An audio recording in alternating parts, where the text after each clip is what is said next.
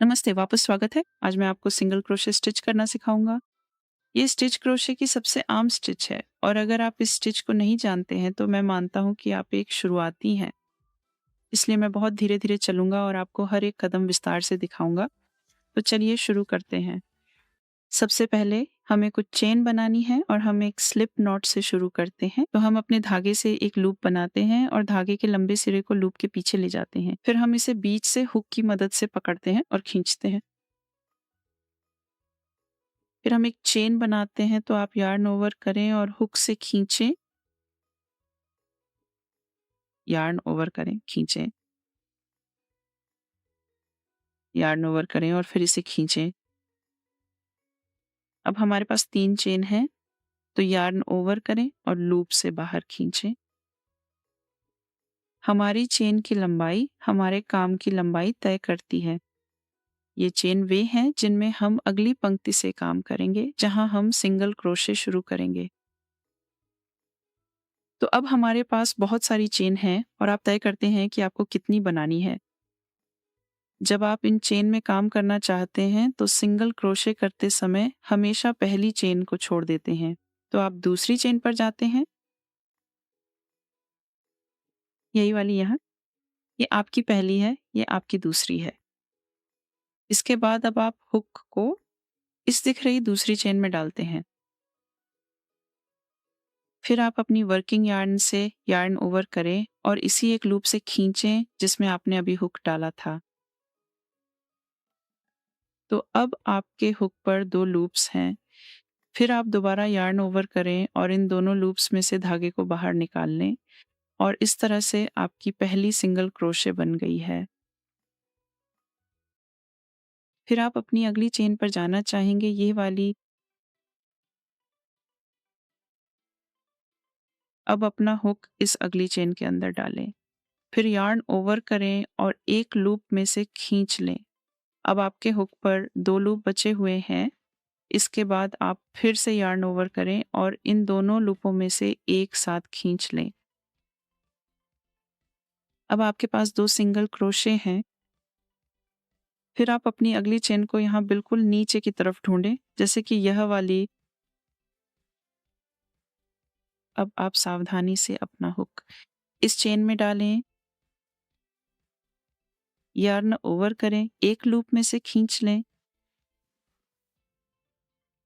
अब yarn over करें और इसे 2 लूप्स में से धीरे से बाहर खींच लें। इस तरह से अब आपके पास हुक पर 3 सिंगल क्रोशे तैयार हैं। फिर यहाँ नीचे वाली अगली चेन पर जाएं और धीरे से अपना हुक डालें। सबसे पहले यार्न ओवर करें, इसे खींच लें। अब आपके पास हुक पर 2 लूप हैं। फिर से यार्न ओवर करें और इन दोनों लूप में से धागा खींच लें। अब मैं यहाँ इस रो को पूरा कर लेता हूँ और फिर कुछ सिंगल क्रोशे बनाऊंगा। मैं बस एक सिंगल क्रोशे बनाऊंगा बाकी की इन सभी चेनों में भी, ताकि मैं आपको दिखा सकूं कि जब हम पूरी तरह से अंत तक पहुंच जाएं तो रो को कैसे घुमाना है।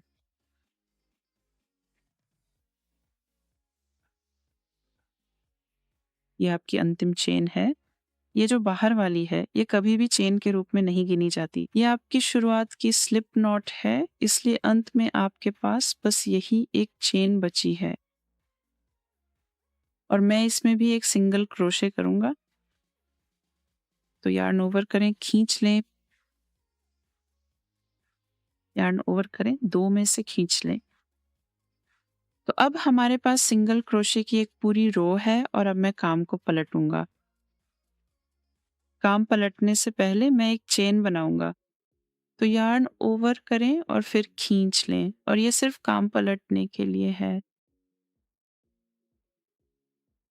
तो जब आप पलटते हैं तो इस टर्निंग चेन को छोड़ दें और अपने पहले सिंगल क्रोशे पर जाएं।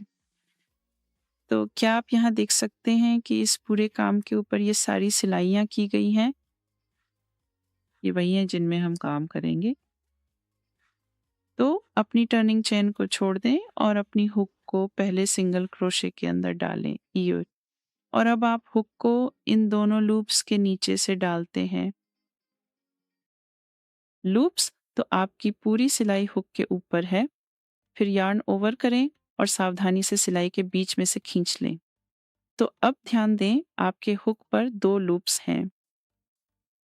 फिर यार्न ओवर करें और दोनों में से खींच लें और अब आपके पास अपनी दूसरी रो में पहला सिंगल क्रोशे है। फिर से अगली सिलाई खोजें। अपनी क्रोशिया हुक को बुनाई के टांके के दोनों लूप्स के नीचे अंदर डालें ताकि आपके हुक के ऊपर एक स्पष्ट वी आकार बन जाए।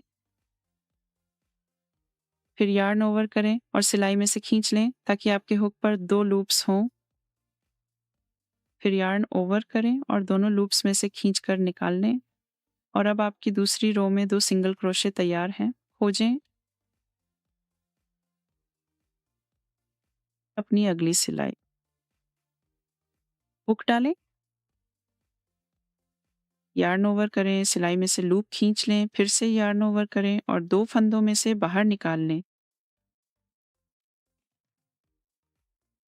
और बिल्कुल इसी तरीके से आप पूरी पंक्ति के लिए आगे बढ़ते हैं। मैं आपको फिर से दिखा सकती हूँ कि पंक्ति कैसे पूरी करें और काम को कैसे पलटें और आपकी दूसरी पंक्ति के बाद ये कैसा दिखेगा। और अब यही दूसरी वाली पंक्ति ही रिपीट होगी। तो अगर आप आगे भी सिंगल क्रोशे में काम करना चाहते हैं तो बस इसी दूसरी पंक्ति को लगातार बार बार दोहराते रहें।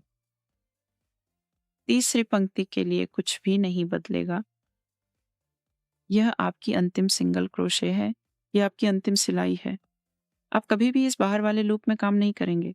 यह आपकी टर्निंग चेन है और ये केवल तब ऊंचाई पाने के लिए है जब आप अपना काम पलटते हैं। तो अपनी अंतिम सिलाई में एक सिंगल क्रोशे करें और आपकी दूसरी पंक्ति पूरी हो गई है। फिर एक चेन बनाएं और काम को पलट दें। तीसरी पंक्ति के लिए हम ठीक वही करेंगे जो दूसरी पंक्ति में किया था। अब हम पहली टर्निंग चेन को छोड़ देते हैं, फिर अगली दूसरी चेन के अंदर जाते हैं, वहां हुक डालते हैं, इसके बाद हुक पर यार्न ओवर करते हैं और फिर एक सिंगल क्रोशे पूरा करते हैं। तो इसी तरह आगे पीछे करते रहें जब तक आप अपने छोटे स्वॉच से संतुष्ट न हो जाएं। मैंने अभी 20 पंक्तियां बनाई हैं और जब आपके पास कई पंक्तियां होती हैं तो ये ऐसा दिखता है। मुझे उम्मीद है कि आपको ये ट्यूटोरियल समझने में आसान लगा होगा। तो लाइक और सब्सक्राइब करें। उम्मीद है आपसे जल्द ही फिर मिलेंगे। अलविदा।